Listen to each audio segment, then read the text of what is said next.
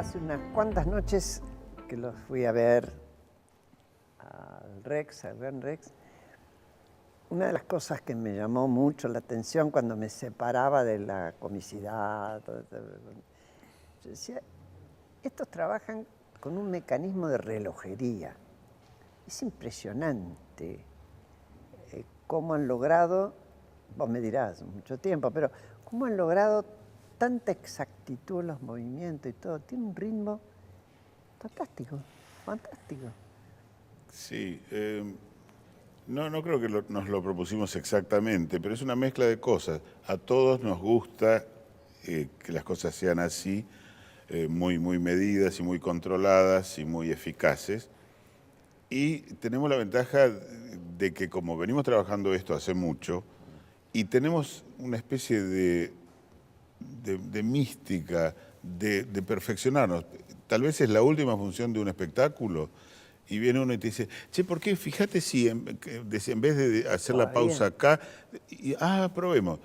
O sea que, y como trabajamos mucho, es un espectáculo que se trabaja, se corrige cada noche, y ya no hay posibilidad de baches, no hay posibilidad de... Siempre se ve cómo se corta camino para seguir obteniendo lo mismo. Así que es una consecuencia no buscada, ¿no? Pero se ve así, ¿no? Sí, que le sale bien, le sale bien. Yo pensaba, porque estuve leyendo un chiquito sobre tu infancia, que tu papá era relojero. Sí, sí. Y tenía un gusto por la música muy fuerte, ¿no? Sí, sí. ¿Te lo contagió? ¿Perdón? ¿Te lo contagió? Y sí, ni siquiera me lo contagió. Yo estaba, en casa se escuchaba música, se escuchaba la radio, se escuchaba radio del Estado y radio municipal. Y a veces, también lo cuento, siempre que hablamos de esto, se escuchaba la hora yiddish y la hora italiana, que eso después hice una especie de unión a través de los cantantes líricos, que los cantantes de sinagoga, los hazanim, son tipos que han cantado ópera, muchos de ellos. Sí, Entonces, a través de las voces líricas hermosas y demás, creo que ahí estaba la unión entre el Marechiare y la hora yiddish, ¿no? Mirá vos, ¿no? ¿Ustedes iban a la sinagoga habitualmente? No. En casa no éramos creyentes. No. Pero sí íbamos, y otra vez lo mismo, la fiesta de Año Nuevo y el Día del Perdón, a la sinagoga, a escuchar cantar a los cantores litúrgicos, ¿no? ¿Ninguno de la familia era demasiado religioso? No. Por ahí mi abuelo, el papá de mi mamá, y el otro, claro, no lo conocí, por cierto, serían, no sé qué convicción tendrían, pero eran practicantes. Eso, eran practicantes. ¿Y el sentido del humor? También creo que lo empecé a aprender en casa. A mi papá le gustaba contar chistes, algunos tíos. Se practicaba, se cultivaba esta historia de venir a oír un buen chiste y venir y contarlo, ¿no? Eso es genial. Yo, no sé, leí por ahí que vos a los 4 años le hiciste un chiste a tu mamá. No, pero sabes que ese fue un chiste que yo no quise hacer un chiste. No, yo sé, terminó siendo un chiste. Terminó siendo un chiste. Claro. Que era que vi pasar un camión de cueros y dije, ahí llevan cueros para hacer vacas. Claro. Pero porque había visto en el Villique, en una imagen de los saladeros, que los cueros colgando. Después los rellenaban. Sí, después fui entendiendo. La parte dramática. Sí. Es que además uno siempre habla del humor judío, que yo creo que es cierto que nosotros de alguna manera, acá hubo mucha influencia, me parece a mí, penetró bastante, es un humor muy inteligente en general. Sí. Para mi gusto, vamos. Sí, elaborado, es así. Nosotros con los años nos fueron diciendo también que nuestro humor tenía una componente judía importante, y lo cual es cierto. Es cierto. Por componente de sangre del grupo, somos varios judíos, varios escondidos que son apellidos no judíos, pero hijos de madre judía. Y después empezamos a tener compañías ilustres como Woody Allen o qué sé yo. y tantos. Tantos. No, pero acá yo creo que en la cultura, por lo menos porteña, que es la que yo más conozco, ha influenciado mucho. Y hay esa cosa entre irónica, pero fina, ¿no? Bueno, Sí. Yo pensá creo que esto forma parte de toda una especie de caldo de cultivo en el cual dije Woody Allen, en el cual nos parecemos a Nueva York, que somos una sociedad de una mezcla, por ejemplo, para simplificar, italianos y judíos, Sí, sí. lo mismo que allá. Entonces, esa mezcla es original. Nosotros cuando vamos a trabajar a México o a Venezuela y decimos un apellido, yo digo mi apellido o un apellido judío, les llama mucho la atención. A nosotros no, Claro. A ellos no les suena para nada. para nada, para nada. Y es otro tipo de humor, además. Y claro, Es otro tipo de humor. claro. Ustedes tienen que hacer adaptaciones cuando viajan, ¿no? Muy poco, ¿eh? ¿No? Muy poco. Alguna palabra porque se dice diferente, pero Bueno, no el gato, cambiamos. el gato explicado, o el gato ese. Bueno, en las cosas folclóricas directamente no las hacemos. Claro. Porque al no conocer el original, no disfrutan la parodia o no la entienden, no se entiende. Claro. Pero si no, salvo cambiar una palabra para que se entienda lo que estamos diciendo, no cambiamos nada. Hacemos el mismo espectáculo. Algunos números van completos exactamente sin cambiar una coma. Te diría que, para que te des una idea, cambiamos 10 palabras por espectáculo para ir a España, suponete. Y como además ya con los años fuimos aprendiendo que ciertos modismos, y casi ya automáticamente lo vamos Claro, poniendo en neutro para que no haya ni siquiera que cambiarlo. Marco, ¿vos estudiaste música? No, es una cosa que lamento realmente. Intenté, con mi primer sueldo de radio municipal, a los 22 años, que lo cobré todo junto, que se había acumulado, no vas a creer, se habían acumulado una deuda de como 6 sueldos, entonces pude juntar. No me digas. Sí, en esa época pasaban esas cosas. Pero me faltó constancia, realmente lamento. Creo que hoy sí aprendí algunas cosas en todos estos años. ¿Tuviste escuela? Sí. Bueno, y lo que pasa es que mis compañeros de Lelutier son tan buenos músicos, son de gran nivel Bestias académico. son, es increíble. Bueno, entonces eso por un lado también me desalentó cualquier intento de ponerme a la par. No podías competir, estaba Sí, muerto. sí. Pero bueno, eso nos permite que yo pueda hablar del gran nivel musical de Lelutier sin pecar de inmodestia, porque yo no soy, son ellos. Está bien. Pero sí compartiste canto con ellos, siendo antes. Sí, yo Con estudié algunos. canto, tomé clases de canto, también fue una pequeña frustración, porque yo, debo confesar, soñaba en algún momento con ser cantante o ser más cantante. Ahora, con lo que estudié para lo que necesitamos en el UTM me viene bárbaro. Oh. Pero sí, eso sí, tomé clases de canto hace mucho ya. Y ustedes, el origen fue en el coro de la facultad. Sí, en esa época que ese fue... Existía, que ya no existen más esas cosas, ¿no? No existen más esas cosas ya. No sé cómo está ese tema. Lo que sí se rompió violentamente esa universidad, que ese es otro de los ingredientes del caldo de cultivo que te decía, en el cual pudimos surgir nosotros. ¿Por qué? ¿Por qué? Porque fueron los años en que floreció la universidad, que se restituyó la autonomía universitaria en el gobierno de Frondizi, hasta que duró 8 años, hasta Onganía, que se volvió a romper todo. Y en esos años las universidades nacionales florecieron, había un clima realmente de libertad, de buena onda académica y actividades extrauniversitarias como los coros, por ejemplo, uno de los cuales que cada facultad propiciaba un coro. Nosotros estábamos en la Facultad de Ingeniería, que tampoco quiere decir que éramos de ingeniería todos, nos mezclábamos. No, porque Daniel era contador, creo. No, Daniel era escribano. O escribano. Después Gerardo, que fue el fundador del Lelutier, era arquitecto. Claro. Carlitos es químico. No, venían de todas las facultades. Además, imagínate que para hacer un coro mixto en ingeniería en esa época no era fácil. No. Porque mujeres no había casi, ¿no? Y bueno, ese clima fue fantástico y dentro del coro el flaco Massana estimuló mucho, digamos, eh, nos, es- nos guió en hacer parodias para las fiestas, los que teníamos ganas teníamos cierta semilla humorística. Y bueno, empezó a hacer ya que en los festivales de coros que se hacían, que era maravilloso, cada año en otra ciudad, en septiembre, eh, empezó a hacer ya casi tradicional, a ver qué traen los de ingeniería de Buenos Aires. Y bueno, una de esas cosas, no sabíamos que iba a tener ese futuro, fue el conjunto de instrumentos informales y la cantata Modatón, Ah, la cantante. claro, que Ah, después se eso me convirtió acuerdo. en Laxatón por una cuestión de... El laxatón, que le sacaron por el Claro, nombre. que fue una idea del flaco Massana también, Sí.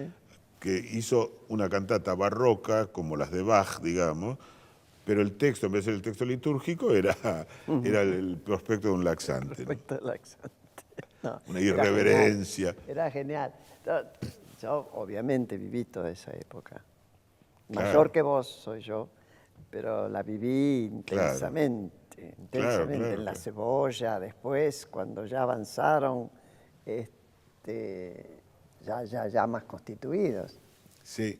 Y Nunca Musicisti fue el primero. fue ahí, claro, el laxatón todavía nos llamamos I Musicisti, pero duró 2 años eso, hasta que empezó con el nombre actual de Lelutier.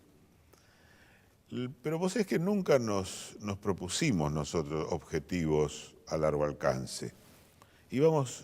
Se nos iban dando las cosas, eso fue una gran ventaja, una gran satisfacción. Y cada vez que mirábamos un poco para atrás veíamos que este teatro es más grande que el del año pasado y que cada vez viene más gente y que ahora nos llaman de aquí. Y realmente fuimos aprendiendo lo que te decía antes, que a través de la práctica, de trabajar mucho, cuando uno tiene ganas de mejorar lo que hace, es fantástico, porque te permite ir mejorando, ir aprendiendo. ¿Cómo se les ocurrió construir instrumentos específicos que tenían unos nombres desopilantes? Yo ya no me acuerdo, el gomorn, no sé qué, bueno, Sí, sí. vamos, ya no me da para tanto. ¿Cómo hicieron? ¿A quién se lo ocurrió Fue una eso? de las cosas esas que, bueno, ¿qué preparamos, qué broma preparamos para la fiesta y demás? Un día estábamos ya no me acuerdo el orden, pero Carlitos vino, se hizo una siringa con tubos de ensayo, porque era químico. Yo tenía, yo fui clarín en el ejército, hice la conscripción, y mi aptitud, decía en mi libreta de enrolamiento, aptitud militar al dejar el servicio, tambor o corneta. Claro. Entonces, Bueno, el séptimo regimiento. claro, y lo uso ahí. Pobrecito, Sí, sí. quedan los únicos. Y ahí hago de trompeta de guardia, toco silencio, alerta con las bombas. Y bueno, yo hice el servicio militar en el 1 de infantería y entré en la banda y ahí aprendí a sacarle sonido a una trompeta, digamos. Que después me sirve en Lelutier para... Vos tenés mucho para agradecerle al ejército. Sí, sí, sí, bueno, tampoco muchas recriminaciones. Fue un año... Tranqui. En ese momento yo me sentía prisionero, contaba los minutos, cuánto me falta y demás. Pero tampoco es esas cosas terribles que uno oye por ahí que han pasado. Y más estando en la banda, era levemente distinto, ¿no? Ustedes en algún momento, ya cuando, no sé cuándo, la verdad, pero tuvieron con ustedes a Fernando Ulloa Sí. para ayudarlos, pero ahí me imagino que ya sí te había algún objetivo, porque si lo que querían era, ¿por qué era? Sí, no, ya en ese momento el grupo estaba casi profesional y pasó algo realmente de afuera, que fue que se enfermó Gerardo. Ah, Y se enfermó mal y ya sabíamos que lo íbamos a perder. Y bueno, nada, eso nos llevó, alguien dijo, che, ¿por qué no nos organizamos un poco y por qué no nos ponemos en manos de alguien lo que se llama terapia institucional, claro. donde el paciente es el grupo, es la Sí, institución? sí, sí, sí. Y fuimos a Ulloa, que era un capo, Un capo, total, re capo. y estuvimos varios años con él y bueno, nos fue muy ¿Nos útil. ayudó? Sí, sí. Bueno, no nos sirvió para bancar la muerte de Gerardo, entre otras Fue un cosas. golpe muy fuerte. Oh, y una pena muy grande, porque él siempre, aparte que lo echamos de menos a él, también decimos, uy, qué lástima, el flaco se perdió todo lo que vino después. Aunque llegó a haber un principio, ¿no? Sí, fue ¿O muy si él útil. escribían los libretos, los guiones? En No sé qué realidad, al decirle, principio los guion. guiones, los libretos los escribía yo y la música él. Después empezaron a componer Carlitos, Jorge Marona, eh, Jorge, sí, y después excelente. hubo una época también de que los libretos se escribían en una forma un poco colectiva, no colectiva, había reuniones, opiniones. Luego, con los años, aprendimos a que cada cual haga lo que mejor sabe hacer y volvimos a escribir. Últimamente, en los últimos años escribimos Pucho y yo textos, y música componen Pucho, Jorge y Carlitos. Pucho toca el violín, que es impresionante. ¿Ah, viste? Él lo tiene como una cosa, Sí, sí. no le da mucha importancia. Él tocó en el Pro Música de Rosario, tocaba la viola da gamba en sus años muy jóvenes, y ahora es un gran director de coros. El coro que tiene él es uno de los mejores del mundo, diría, ¿no? Si yo digo Conde Salvador, El Conde Salvador. era vos, ¿no? Pero mirá, hasta casi yo me lo estoy olvidando. Una de esas cosas que hacíamos con el coro en los festivales de coro en broma fue una ópera que se llamaba, que después la rastreamos y existe, se dio en España, una ópera en broma que se llamaba Il figlio del pirata, que llegó a nosotros, una vez más a través de Gerardo, porque se dio en el Casal de Cataluña, acá, Acá. de la cual el padre y el abuelo de Gerardo eran integrantes, y integrantes a su vez de la troupe esta que hacía. Y un día vino Gerardo con la parte del acompañamiento de piano, que tenía las letras también, y de ahí sacamos El Filho del Pirata. Más aún, se trajo unas pelucas que había en el grupo de teatro. Ya en ese momento era una cosa que había pasado hacía mucho, ¿no? Y fue una de las primeras cosas que hicimos, una ópera, Il Figlio del Pirata, y yo era el Conde Salvador, ahí está. El Conde Salvador. Sí, señor. Yo me acuerdo. Y después también ustedes eran capaces, al menos esta anécdota era de Daniel, en un momento dirigiéndose al público le dijo, bueno, ustedes van a escuchar, yo no estaba, esta me la contaron, tal tema del conde Tonieto Strugo Stern. Era mi sobrino, Tonieto, un compañero de escuela Strugo y otro compañerito Stern, compañeros todos de escuela primaria de Fernando, el hijo de... Como No los me había di- invitado, les largó y los chicos no podían creer que hubieran sido nombrados en el teatro. Mirá, por supuesto yo no debo haber estado ahí, pero Seguro, no pero registré tampoco de qué estaba hablando. seguro, y además fue una vez. No Claro, es claro, pararte de la rutina, pero eran capaces de eso. Mirá, sí, Daniel era muy de hacer esas cosas. Tenía una capacidad de disociar y de agregar y de mezclar que yo nunca tuve, porque si me pongo nervioso y me equivoco. Daniel hacía una cosa en Katy, la reina del salón, que entre él y yo mimábamos una película, le contábamos una película muda a Jorge, mientras Carlitos tocaba una especie de ragtime. Y era una historia de un cowboy que llegaba, sacaba las pistolas, la chica, que no sé qué, se peinaba. Y él hacía esos gestos y nos contaba cualquier otra cosa, cualquier otra verdura. Yo no sé cómo podía hacerlo, nosotros no podíamos contener la risa, y él tranquilamente disociaba y hacía una cosa con el gesto y otra lo que decía. Tu hija Lucía contaba una vez que le decía tío, Sí, lo sí. quería mucho. Sí, sí, ella lo quería mucho, se querían mucho. Daniel y la viuda de Daniel, Susi también, la Claro. quieren mucho. Hasta que un poco celoso me estoy poniendo. No, yo pasa que yo lo conocí a Daniel y a la familia a través de mi sobrino y los padres de mi sobrino, que Ah, mira, eran no de la sabía escuela. eso. Claro, estaban al Florida. en Florida, sí. Claro, que mi hija también, por cierto, fue ahí. Bueno, mira. Sí, sí. Y y les hizo esa gentileza. Y después ustedes, bueno, que viajaron mucho y a España muchas veces, donde realmente los quieren mucho, ¿no? Sí. Nicolás Toñeto, médico, estaba en las Canarias y los fue a ver y los fue a saludar.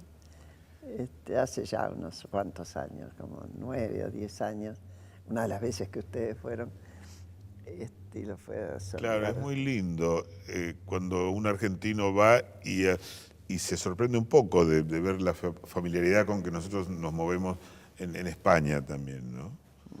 Y para nosotros, te digo, es un gran placer, además.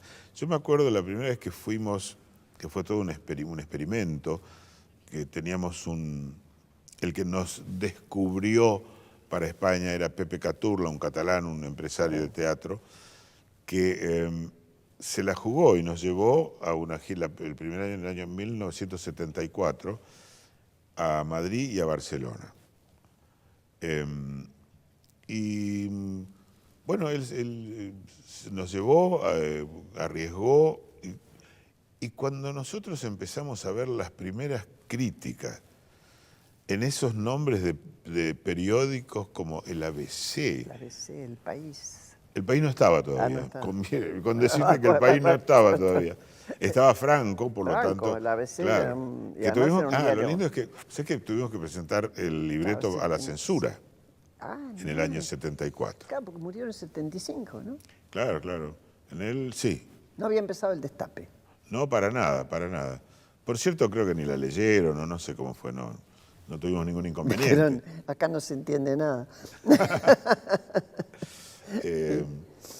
Sí, y te digo, fue tan emocionante ver que nos estaban haciendo críticas favorables, además. En esa época en España, en Madrid, había una cosa que se llamaba la hoja del lunes, porque los lunes no salían los diarios.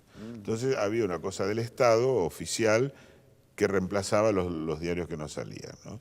Bueno, todo era muy censurado, había diarios muy de derecha, no me acuerdo, el Ya. Y el ABC era de derecha. El ABC era monárquico, pero era dentro de todo bastante ecuánime. Pero estaba el Ya, ¿cómo se llama? El Alcázar, que era falangista directamente. Sí. Bueno, lo que ha cambiado España, nosotros como testigos especiales desde toda esa época, y lo fuimos viendo porque vamos periódicamente, es milagroso, milagroso. Incluso, yo no sé si es cierto, pero he visto en España grupos ya más jóvenes, qué sé yo qué, pero tengo la impresión de que inspirados en lo de ustedes, que hacen cosas musicales. Puede ser, pero no, yo no sería tan pretencioso. El hacer humorismo con la música es una cosa que atraviesa la historia. Y como no es una norma escrita, no es una disciplina tan estructurada como es la música clásica, se hace a la medida de los que lo hacen, que es lo que nos pasó a nosotros. Nosotros somos originales, entre otras cosas, porque juntaron 5 tipos y es muy difícil que otros 5 tipos, o 6 como fuimos, o 7 según la época, hayan tenido los mismos ingredientes. Así que desde Mozart, que escribía cánones pornográficos, hasta óperas bufas muy graciosas, hasta humorismo musical de todo tipo, siempre hubo unas ganas de los músicos de hacer humorismo, ¿no? Y la verdad que ustedes fueron creciendo de una manera que yo no sé si fueron, ¿a cuántos lugares fueron? Todavía no sé a cuántos países. ¿A cuántos fueron? Distintos. Los de habla hispana, te diría todos, o casi todos. Hicimos algún intento en Brasil un par de veces, en portugués. ¿Y qué tal? Bien, pero lo mismo que cuando fuimos a Estados Unidos en inglés. Salió bien y tuvimos buenas críticas, pero dimos una función y el trabajo de traducir todo un espectáculo, para lo cual no todas las obras se prestan, por cierto, los que son muy idiomáticas, por cierto, no se podían traducir, el trabajo que nos dio, más la incomodidad de trabajar en un idioma que no es el tuyo, dijimos, bueno, muy bien, gracias por las buenas críticas, pero vamos a hablar, a trabajar en español para para el semejante mundo de español que tenemos, ¿no? Seguro. Che, y tu hija Lucía, Sí. esa que iba también al Florida, también tiene aptitudes para la música, Sí, ¿no? sí, por cierto. Canta muy bien y es actriz. Además están haciendo ahora, con un grupo, tuvieron una experiencia, un musical en el Maipo Cabaret, una comedia musical que se llama Cita a Ciegas, muy linda, que ahora ya estará bajando de cartel, que fue una gran experiencia. Y ella es muy buena, ella y el grupo con el ¿Alguna cual vez trabaja. trabajaron juntos? No, una sola vez, pero muy atípico. Viste que hay un musical de culto que se llama The Rocky Horror Show, Sí, sí. que se da, cada tanto aparece, dan la película y van los fanáticos, los feligreses de ese culto, se visten, se disfrazan, cantan. Bueno, eso se dio el año pasado en el Maipo y creo que se está dando también ahora, una vez por semana. Y hay un personaje que es invitado, que es una especie de presentador, el investigador, el policial. Es todo un gran delirio, pero es muy pujante y muy divertida y muy musical. Entonces, la primera vez que lo hicieron el año pasado, me invitaron a mí a que yo fuera el presentador. Ah. Condenado a ser siempre el presentador de algo, desde mi época de locutor, claro. No, lo digo en broma. Yo feliz, me divierte muchísimo. Lo disfrutás, se te ve. Bueno, eso quedó, yo me divertí mucho y al tiempo nos propusieron, ¿no querés venir con Lucía a hacerlo entre los dos? Y ahí fuimos los dos y compartimos esa presentación, incluso jugábamos actoralmente algunas cosas, algunas escenas que ella hacía que a mí como padre celoso no me gustaban. Dice, no, bueno, muy lindo fue. ¿Celoso o envidioso? Vos sabés que hay ciertas condiciones de ella que, por cierto, la envidio. Pero no, en general, me encanta que le vaya bien, la estimulo a que trabaje, a que se siga formando, se forma constantemente, ha tomado desde que es chica clases de todo, pero además tiene un talento natural, que sin eso no podría hacer nada. Va por muy buen camino.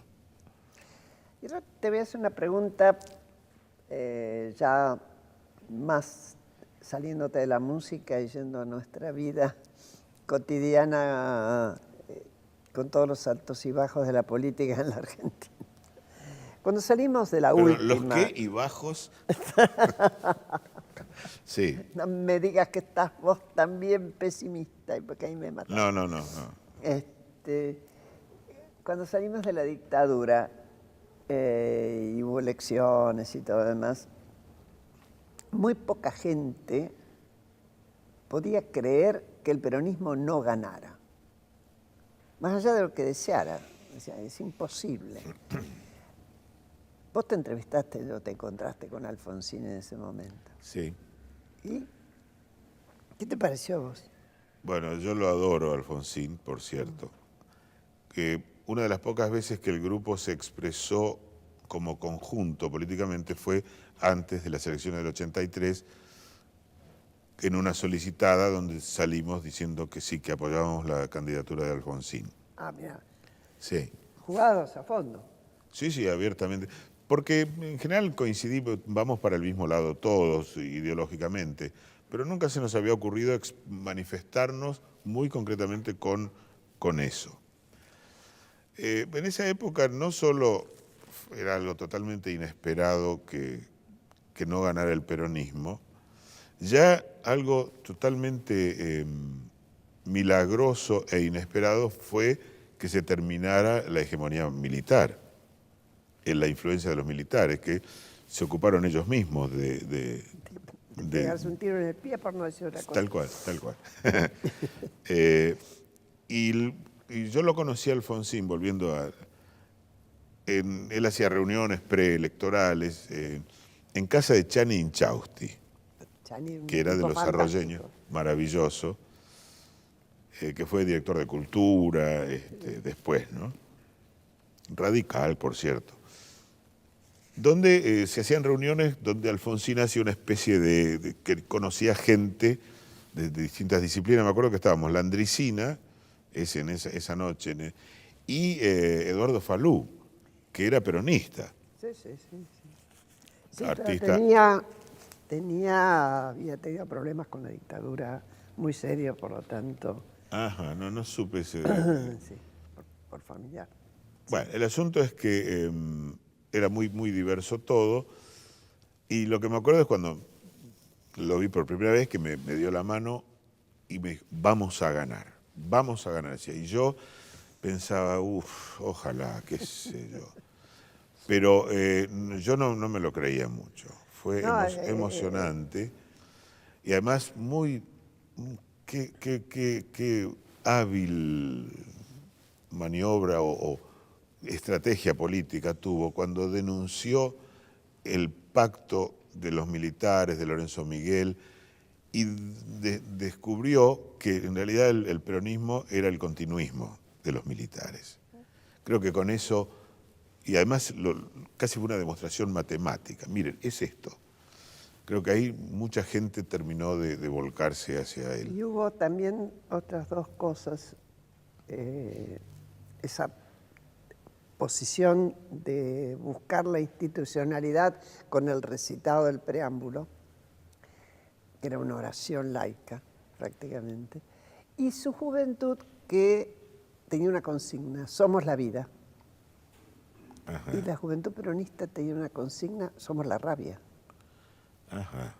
Para un país que había sufrido tanto, e incluso la guerra de Malvinas, yo creo que eso también influyó.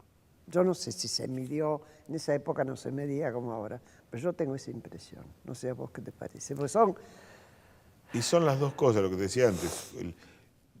Nosotros no creíamos que eso se iba a terminar nunca. Cuando presenciamos todos los golpes militares. Yo me acuerdo, cuando yo era chico, presencié el bombardeo, tenía 13 años, el bombardeo de Plaza de Mayo, que fue una cosa espantosa, sanguinaria, de un salvajismo espantoso. Pero después, Frondizi, que trató de hacer, que era otro que podría haber hecho nos podría haber hecho progresar bastante, cuando autorizó las elecciones del 62 y tal, eso no.